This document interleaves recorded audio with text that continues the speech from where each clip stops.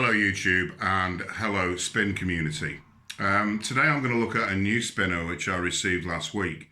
But before I do, I just wanted to look at some general design, conventions within bar spinners. I don't own too many bar spinners, but I've aligned a few up here on the table. And there is generally a fairly common design theme, and that is that you have the weight distribution moved away from the center towards the edge or outside circumference of the spinner.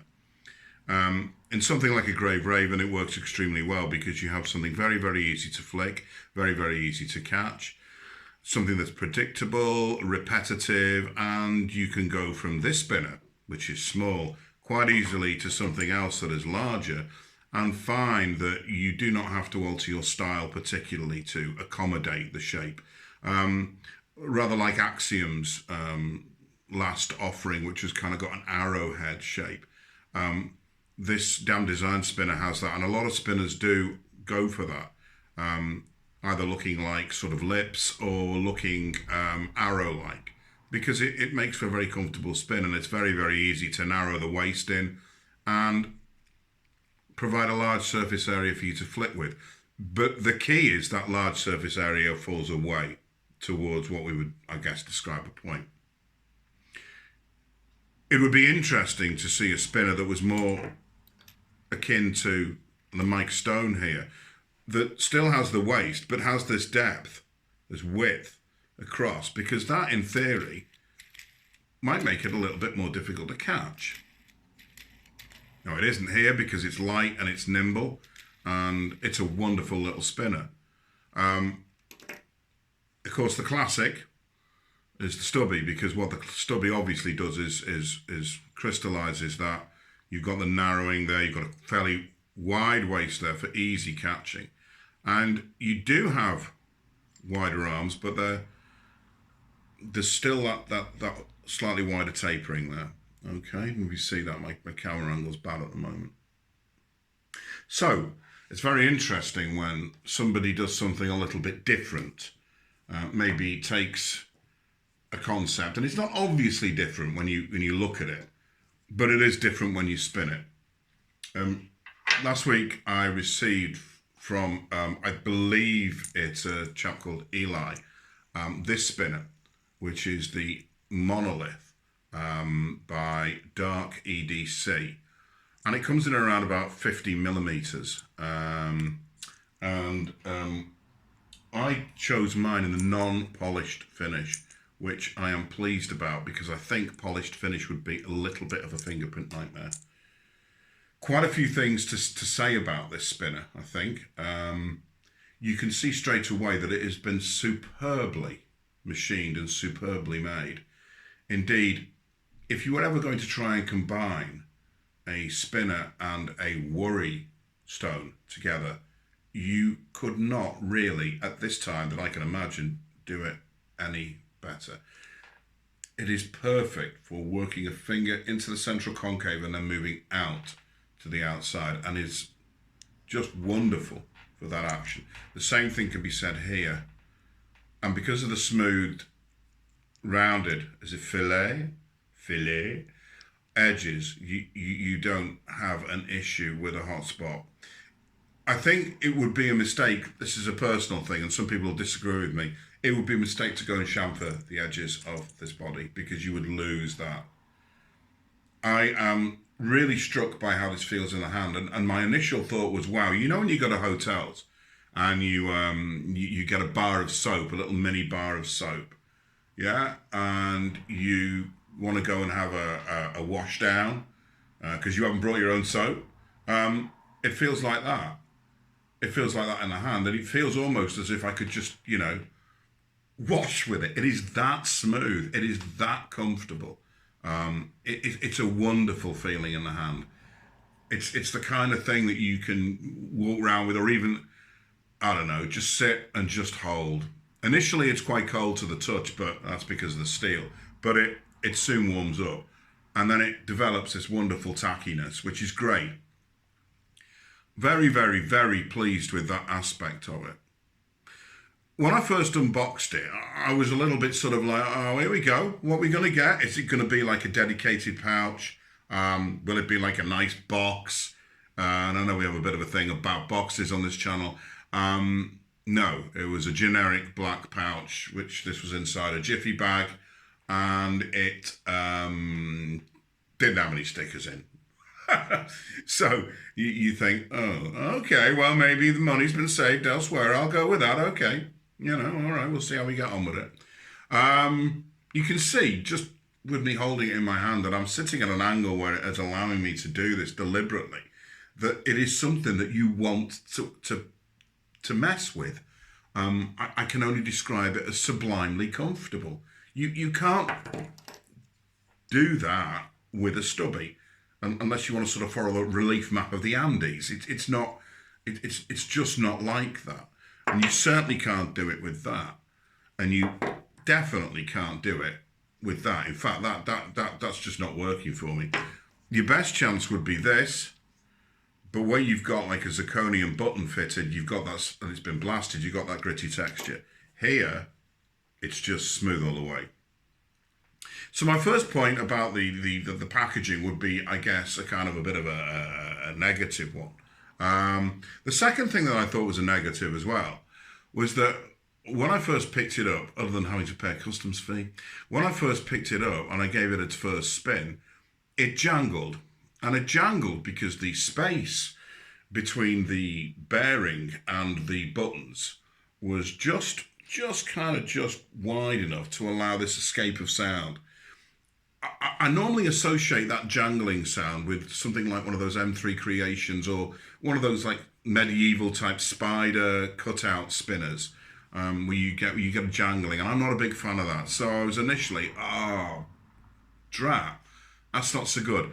That did settle down, okay? And to help it settle down, there's something else that you can do if you find it problem. Some people like that ringing noise. I can't. I'm holding that up the mic. You can't hear that now. Okay, and this is interesting. When you unscrew the buttons, there we go. Okay. I'm not sure. Is that a dedicated post? I'm not sure that it is. I think it's a set screw that's been glued in. Okay. You see any blue ink on my fingers, by the way. It was due to an accident with some, well, surprisingly ink, as it turned out. I don't know, but it works okay. It's supplied with two spacers, which I am told, or I believe, will just raise the height of the buttons a little bit more off the body for those people who prefer a less recessed button. I don't. And it's worth noting you'll still be able to table spin this with the little washers removed, which I have done. Inside you have what are becoming quite traditional now, these drilled balancing holes, and in there sits our bearing, which is just by the look of it, a standard 10 ball R188. I'm not absolutely sure what it is, but it could easily be replaced with the correct tool, as you know. It's extremely well done. It's lovely. It still feels lovely. When you then insert these buttons back into the spinner without the washers, you can screw them down,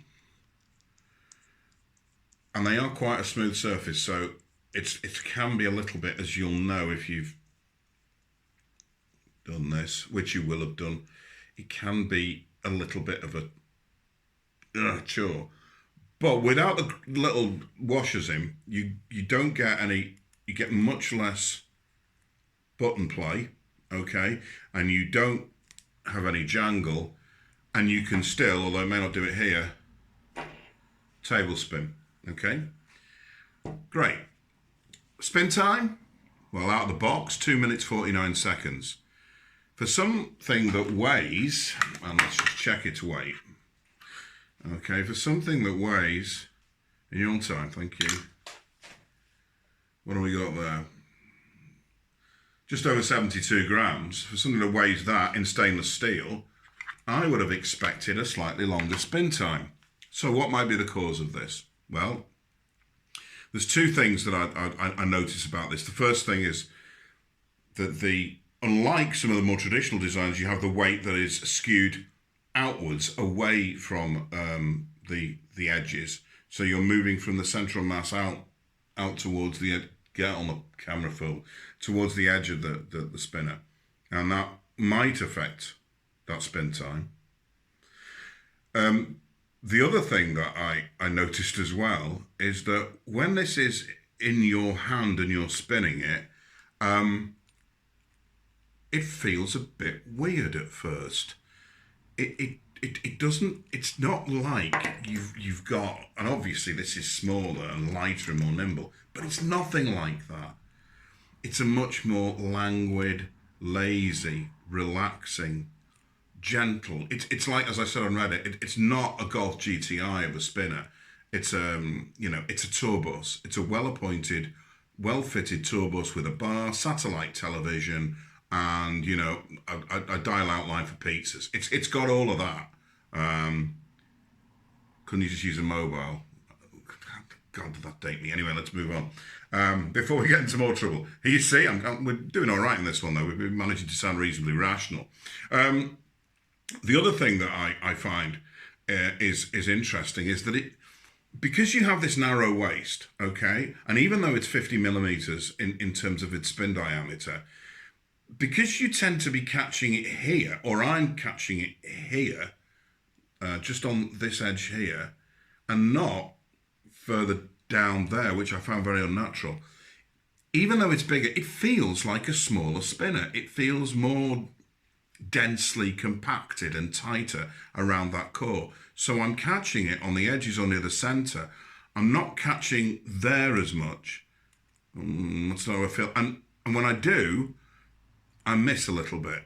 So I'm finding it more difficult to get that speed, to generate that speed with it. But that isn't what this is about. I have not talked to the maker. I've not talked to anybody about the design of this spinner.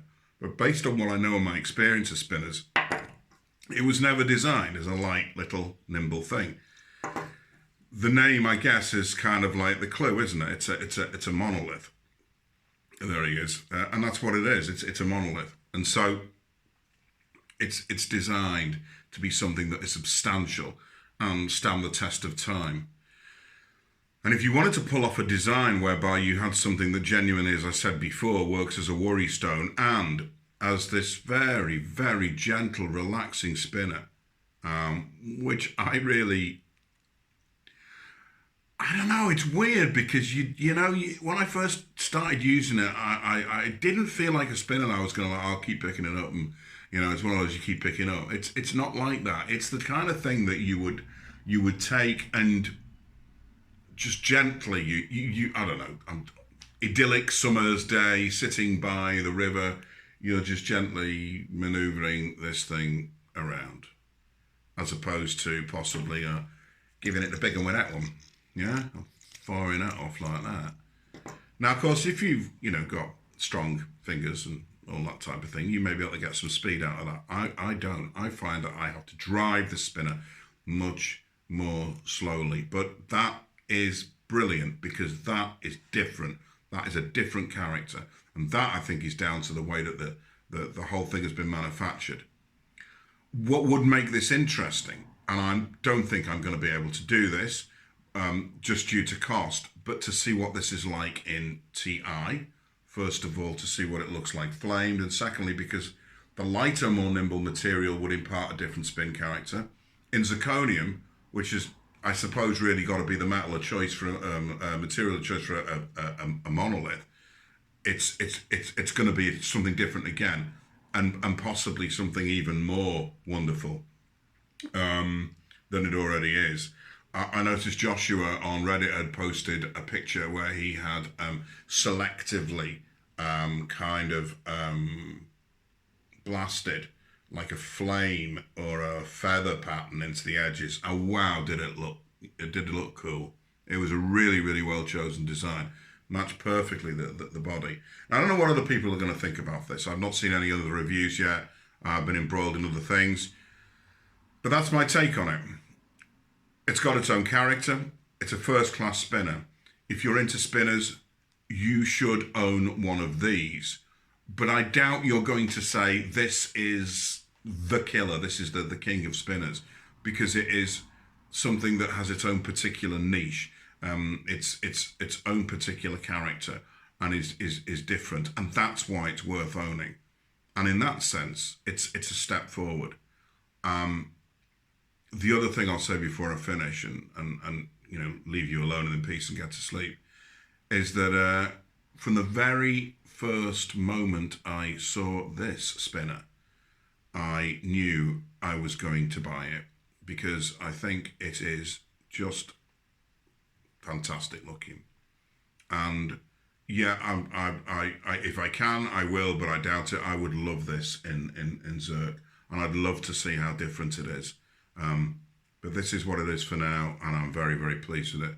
Thank you for doing this, Dark Designs. Thank you for making this public and not just keeping it on one particular site such as Facebook, so that we could all have a little crack at it. And I hope that you found this review interesting and helpful, and less zany than some of the others that we've done before. Thank you.